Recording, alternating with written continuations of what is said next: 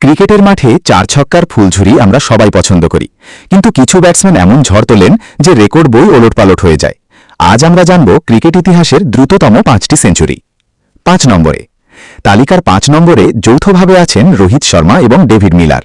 2017 সালে রোহিত শ্রীলঙ্কার বিপক্ষে এবং মিলার বাংলাদেশের বিপক্ষে মাত্র 35 বলে টি20 সেঞ্চুরি করেছিলেন। 4 নম্বরে আছেন নেপালের কুশল মাল্লা। 2023 সালের এশিয়ান গেমসে মঙ্গোলিয়ার বিপক্ষে মাত্র 34 বলে তিনি এই রেকর্ড গড়েন। 3 নম্বরে তালিকার 3 নম্বরে জিম্বাবুয়ের সিকান্দার রাজা।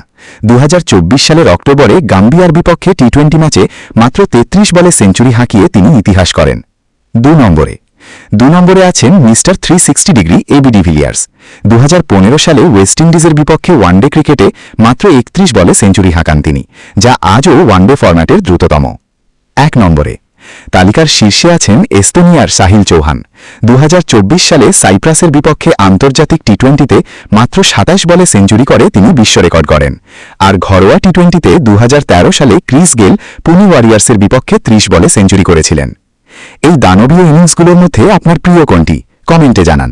ক্রিকেটের এমন সব রোমাঞ্চকর রেকর্ড জানতে আমাদের সাথেই থাকুন। ধন্যবাদ।